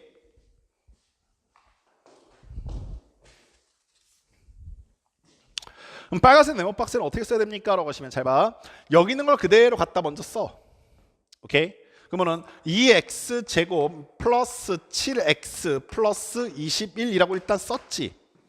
쓰고 나서 반드시 한번 점검해 봐야 될 게 뭐냐면, 선생님 빨간색 네모 박스는 주황색 네모 박스와 곱해진 다음에 최고차항만 같은 게 아니라 모두 같아야 한다? 개수도 같아야 한다고 했잖아. 오케이? 따라서 현재 여기는 이 식이 다 인정받고 있는 것이 아니라, 오케이? 어떻게 달라졌습니까? 좀 잘 봐. 2x-6이라고 썼지만 사실 내가 여기다 3이라고 썼다는 것은 무엇이냐면 여기가 x-3입니다라고 쓴 거 아니겠어? 그럼 여기에 뭐가 생겨버렸니? 2가 생겼잖아. 그럼 여기에 뭐가 있어야 이 2가 없어질 수 있는 거야? 그렇지. 2분의 1이 있어줘야 한단 말이야. 이 말 아시겠어? 이 방법이 좀 헷갈리면 개수를 비교해보기 시작해봐. 내가 얘하고 곱해져서 나올 수 있는 최고차폐 차수는 3차가 맞는데 개수는 4잖아. 이해하시겠어? 그럼 4가 나오면 안 되기 때문에 얼마가 나오겠대? 2가 나와야 되기 때문에 여기 얼마가 필요하겠다? 2분의 1이 있어야겠다고 생각할 수 있는 거지. 이해하셨어? 따라서 빨간색 네모 박스에 들어갈 알맞는 식은 얘를 쓰셔야 하는 거야. 2분의 1 곱하기라고. 이해하시겠어? 얘를 그대로 갖다 쓰시는 것까지 문제가 되지 않는데 그 앞에 뭐가 반드시 써져 있어야 한다고? 2분의 1이 써져 있어야 한다고.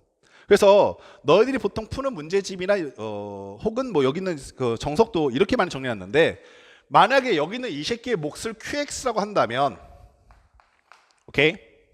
저거와 동일한 식 x-알파로 나눴을 때, x-알파로 나눴을 때 몫을 QX라고 한다면, 만약에 a 곱하기 x-알파로 나눴을 때는 몫이 얼마가 됩니까? 이렇게 물어본 문제들은 a분의 1을 곱해줘야 합니다. a분의 1 qx입니다 라고 보통 많이 써놨어. 정리해놨어. 그리고 이렇게 묻는 문제들도 꽤나 많지. 다음 식을 이렇게 나눴을 때 몫과 나머지를 알맞는 것은 뭐 이렇게 묻는 문제들. 그때 빠르게 접근하는 방법 중에 하나는 역수를 하나 곱해준다고 생각하시면 좀 빠르고, 나머지는 변화가 없다 이렇게 기억해 두시면 좀 빠르고, 만약에 헷갈리시면 최고차폐 개수와 차수를 맞춰본다는 생각으로 식을 정리하시면 금방 정답으로 찾아낼 수 있을 거야. 이해하시겠습니까? 오케이? 됐어요? 여기까지 되셨어요? 자, 그러면 우리 이제 본격적으로 필수 예제들을 좀 풀어보고 연습 문제까지 한번 쭉 다이렉트로 가봅시다.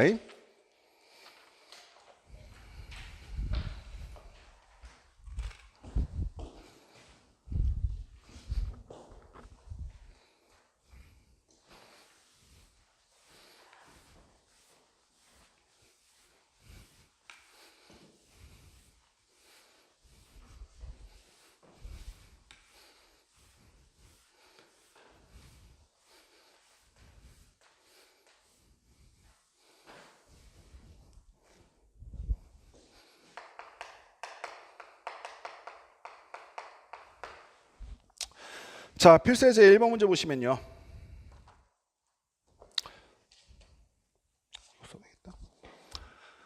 2분의 1, 그 다음에 a제곱 bx 곱하기 마이너스 3분의 2의 a, b, y의 전체 제곱 나누기 이거 식 복잡하게 써있네.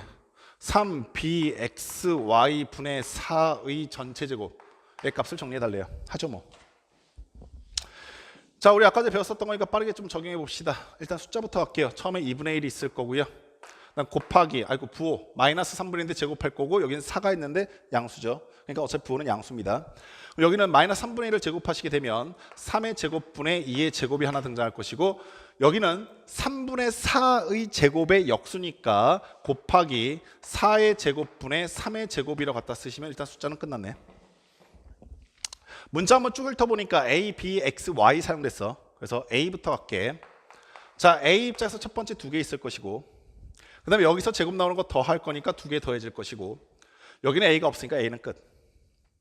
자, 그 다음에 b는 첫 번째는 하나 있을 것이고, 그 다음에 여기 b 제곱이 있을 거고 곱할 거니까 2개 더 할 것이고, 여기는 얘들아 역수야. 그러니까 나누기의 분모니까 역수가 이건 b야 그냥.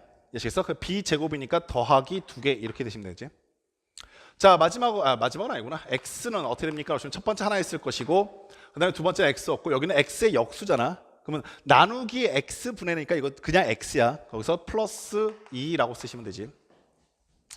자, 마지막으로 y는 어떻게 됩니까? 라고 하시면 y는 처음에 2개 있고, 그 다음에 여기도 y인데 2개 있으니까 플러스 2 이렇게 쓰시면 되겠네. 이해하시겠어? 쫙 다 정리하시면 3의 제곱, 3의 제곱 없어질 것이고요. 그 다음에 2 하나 없어지고요. 여기서 2 하나 없어져서 여기가 8이 되겠죠. 오케이. 결국에 남는 숫자는 8분의 1일 것이고요. 그 다음에 a는 4승 남고요. 그 다음에 b는 5승 남고요. 그 다음에 x는 3승 남고요. y는 4승 남네요. 되십니까? 자, 필수 1-2로 넘어갈게요.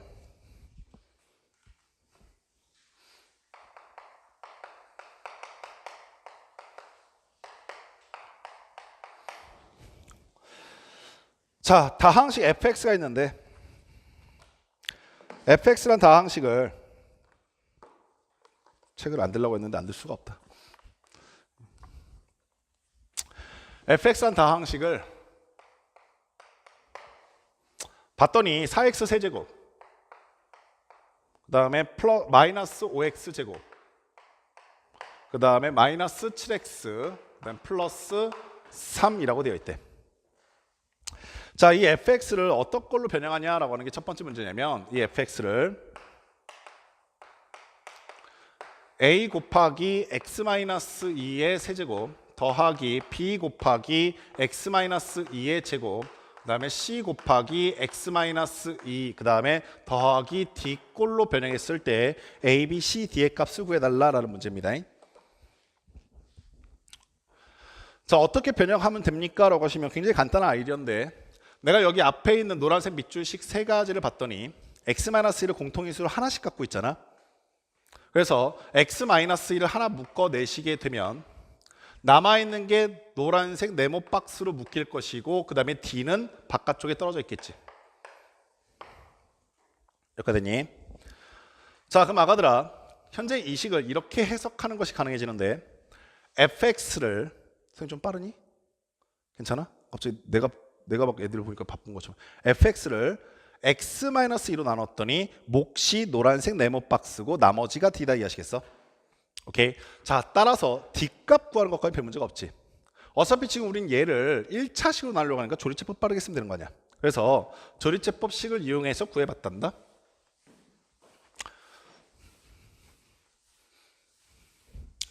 자, 4고요.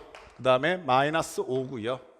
그 다음에 마이너스 7이고요. 그 다음에 3이죠. 자, 얘를 뭘로 나눌 겁니까? 지금 x-2로 나눈다라고 했으니까 2 갖다 집어넣게 되면 여기 4 내려올 것이고 8일 것이고 더하니까 3이고 더하니까 곱하니까 6이고 마이너스 1이고 그 다음에 마이너스 2고 그래서 여기 얼마 남아요? 1 남죠. 됐어요? 그래서 D값이 1이다까지는 금방 구해내죠. 여기까지 되시죠? 그럼 아가들 잘 보세요. 현재 이 상태에서 노란색 네모 박스는 누굽니까? 라고 보시면 노란색 네모 박스는 얘잖아. 몫이니까. 이해하셨어? 자, 근데 그 안에 있는 식을 잠깐 확인해 보시면 x-2가 하나씩 끌려 나갔으니까 여기 남아있는 건 a x-2의 제곱 남았을 것이고 b x-2가 남았을 것이고 플러스 c가 남아있다 이해하시겠어? 되니? 그 상태에서 내가 그 다음 찾고 싶은 게 뭐냐면 c거든? 그럼 c는 뭐가 되냐면 다시 현재 이 식을 초기 상태로 보면 이런 거 아니겠어? x-1을 하나 묶어냈더니 나머지가 c인 상태잖아. 이해하셨어? 따라서 노란색 네모 박스를 뭘로 나눴더니 x-2로 묶어냈더니 남아있는 게 주황색 네모 박스이고 몫이 주황색 네모 박스이고 남아있는 게 뭐다? C입니다 라는 뜻이기 때문에 결국에 이 식의 모습이 노란색 네모 박스를 x-1로 한 번 더 나눠주시면 나머지 값이 C가 됩니다는 얘기밖에 안 되는 거잖아. 그래서 이 식 상태에서 그냥 그대로 다시 한번 조리제법이 또 들어가는 거야. 2로. 이해하셨니? 자, 4 내려올 것이고 8일 것이고 더하니까 11이고 곱하니까 20이고 그래서 더하니까 얼마? 21이 나오게 되는데 그게 뭐다? C다라는 뜻이지. 됐어? 그래서 C 값을 찾는 것까지도 역시 문제가 없지. 21이다. 됐냐? 근데 주황색 네모 박스가 뭐지라고 또 생각해 보시면 주황색 네모 박스는 또 얘가 몫이니까 주황색 네모 박스 아니겠냐? 그자? 근데 그 안에 뭐가 있지라고 생각하면서 식을 다시 한번 써보니까 현재 여기는 이 식이 여기에 들어갔을 것이고 이 중에서 x-1을 하나 묶어낸 거니까 남아있는 식은 ax-2가 있을 것이고 그 다음 플러스 b가 있게 된다 이해하셨어? 그럼 주황색 네모 박스를 또 빼내게 되면 주황색 네모 박스는 이런 구조네. x-2 곱하기 a 플러스 b잖아. 그러면 주황색 네모 박스는 또 뭐 하라는 얘기냐면 x-2로 나눴을 때 몫과 나머지다 이해하셨어? 그래서 현재 이 상태에서 다시 한번 또 뭐 하자? 또 2로 또 나누자요. 그럼 4가 내려올 것이고 4, 2, 8이고 더해서 19가 남게 되는데 이때 목에 해당하는 게 누구이고? A고 나머지에 해당하는 게 뭐다? B다라고 말해주고 있는 식이라고. 이해하셨니? 여기까지 되시죠? 따라서 A, B, C, D를 각각 어떻게 찾습니까? 라고 하시면 조리제법을 연속적으로 하면서 찾는다는 거야. 이걸 경험하지 않았던 친구들이 어떤 실수를 정말 많이 하냐면 X자리에 2를 넣어봐. 그래서 날린 다음에 D값 구하고 그 다음에 당황하고 있는 거야. 무슨 말인지 아시겠어? 오케이. 그래서 그런 실수하지 마시라고 어떻게 푸는 방법에 대한 아이디어가 잘 기억해두고 계시고 두 번째 2번 문제도 바로 갈게.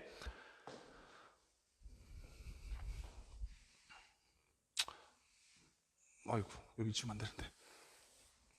아이씨. 유진아 오늘 어머니 오시니? 오늘은 오신다고 했고 예림이도 오늘 간다고 했지. 선생님 오늘은 10시에 끝내기 근데 다음부터 선생님이 아까 어머니한테 말씀 좀 잘 좀 전해줘. 알았죠? 그러니까 오늘은 선생님이 약속한 게 있으니까 약속을 못 하고 시작했으니까 10시에 다 끝낼 건데 다음에는 꼭 마음이 좀 급해 지금. 좀 빨리 끝내고 너희들한테 문제 풀려야 될 게 많은데 조금만 이해해줘. 선생님이 한 15년 만에 처음 한 15일 쉬었어. 자, 두 번째는 뭐냐면 F1.99의 값을 구하래. 내가 이 문제 보면서 정석이 그래 이게 실력 정석이구나 라고 생각을 했는데 참 그지 같은 새끼들 숫자 이렇게 주는 거 보면 일단 이건 불가능하지 얘들아. 1.99를 세제곱하고 4를 곱한 다음에 제곱하고 5를 곱해서 빼고 7을 곱한 다음에 이건 좀 이상하지. 그치? 이런 숫자 나왔을 때 그러니까 이런 숫자들 나왔을 때 이거 중간고사 때 굉장히 많이 묻는 테크닉 중 하나야. 1.99를 물어볼 수도 있고 아니면은 2.01 뭐 이딴 걸 물어볼 수도 있어. 근데 1.99나 2.01의 특징이 뭐냐면 x-2를 인수로 묶고 있을 때야. 무슨 말인지 알겠어? x-2니까 얘를 갖다 집어넣으면 얼마 남겠어? 마이너스 0.01 남지. 얘를 갖다 집어넣으면 얼마 남겠어? 그냥 0.01 남지. 그럼 아까도 생각 하나 해봐. 여기 x-3이면 너희한테 어떤 함수값 물어볼 거 아니야? 2.99 또는 3.01을 부른다고. 무슨 소리 알겠어? 일단 이거 분명하다. 얘네들을 여기다 집어넣고 푸는 건 말도 안 됨. 무슨 말이겠어? 너희는 계산기가 아니야. 그렇게 하면 안 돼. 따라서 이렇게 묻는 문제들의 특징은 뭐냐면 우리가 아까 전에 했었던 이런 식의 상태로 돌려야 돼. 아시겠어? 그리고 A, B, C, D 값을 우리가 다 알았으니까 fx를 뭐라고 쓸 수 있게 되냐면 fx는 A가 얼마였어? 4였지. 그럼 4 x-2의 세제곱 더하기 B 값은 19였나? 그럼 19, 그 다음에 x-2의 제곱, 그 다음에 C 값은 21이니까 21 x-2, 그 다음에 D 값은 1이니까 1 이렇게 갖다 쓰고 이 상태에서 갖다 물어보면 이제 얘기가 좀 쉬워져. 왜요라고 하시면 봐봐. 1.99를 x자리에 갖다 딱 집어넣잖아. 그럼 얘가 뭐가 된다고? 마이너스 0.01. 그러니까 2.01을 주는 게 좀 더 계산하기가 편하거든. 근데 실력 정석이라서 이게 그냥 정석이 아니라 실력 정석이라서 너희들한테 좀 골머리 좀 썩어봐 라고 하면서 일부러 있어 준 거야. 음수값을 세제곱했을 때 음수값을 제곱했을 때 양음이 바뀌어버리거든. 그러니까 너희가 조금 더 고달파. 매력이지. 아주 매력적이야. 그죠? 매력이라고 받아들이세요. 예. 어쩌겠어요. 우리는 출제자가 아닌데. 갖다 집어넣어 보니까 마이너스 0.01이 나올 것이 그거에 세제곱하래. 19가 있을 것이고요. 여기도 마이너스 0.01이 나올 것이고 거기에 제곱하래. 마지막 플러스 21이 있을 거예요. 여기가 마이너스 0.01이 있겠죠. 그 다음 플러스 1이 돼요. 이해하셨어요? 당황하지 말고 잘 봐. 마이너스 0.01은 00이야 얘들아. 00 0.00 이렇게 생각해. 그걸 3번 곱하면 봐봐. 1번 2번 3번 콜? 여기까지 됐어? 이해하실 수 있겠어? 부호는 마이너스 여기까지 됐어? 곱하기 4 어떤 상황인지 됐어? 이게 은근히 헷갈리거든. 됐니? 자 여기 봐봐. 마이너스 0.0인데 제곱했어. 그러니까 부호는 플러스 00이 몇 번 가? 2번 가야 되는 거야. 0.00 그 다음에 0, 1일 거 아니야. 여기까지 됐니? 근데 거기 몇 곱하래? 19. 이거 계산 못하면 좀 그래. 19 됐지? 오겐게 됐을까? 여기는 마이너스 오케이? 얘하고 얘 곱하니까 0.21 콜? 그다음 플러스 1 됐니? 누가 제일 크냐? 1이 제일 크잖아. 그래서 1에서 얘네 둘이 뺄 거고 얘를 더할 거야. 우리 되게 유치찬란하게 가보자고. 1이 여기 있고 오케이? 더할 거하고 뺄 거를 갖다 쓸 건데 더할 거는 0.0019는 더할 거고 얘는 더할 거야. 오케이? 그리고 뺄 거는 얘네 둘이니까 얘네들 뺄 거 얼마 뺄 거냐면 0. 소수점 잘 맞춰서 2, 1 그 다음에 여기가 2, 1 들어왔으니까 0004잖아. 0004를 뺄 거라고. 어떤 상황인지 아시겠어? 옆에다 쓸까? 얘네들 더하시니까 1.00199고요. 마이너스 0.2100004예요. 이해하셨어요? 이게 초등학교 5학년 때가 6학년 때 나오지 않니? 그동안 하도 안 해가지고 이제 막 맞나 이런 생각. 소수 좀 맞춰주시고요. 오케이? 뺐더니 6. 9가 내려와요. 9에서 8이 됐어요. 1에서 0 됐어요. 1 됐어요. 오케이? 여기는 9가 남고요. 여기는 9에서 7 남았어요. 0.791896. 맞나? 틀리면 되게 창피할 것 같은데. 와, 맞았어요. 오늘 해냈어요. 산수에 되게 자신이 없거든. 어떤 상황인지 아시겠죠? 그러니까 2.01을 줬으면 좀 더 쉽게 계산할 수 있는데 1.99를 줘도 계산이 가능하다고요. 아시겠습니까? 됐어요?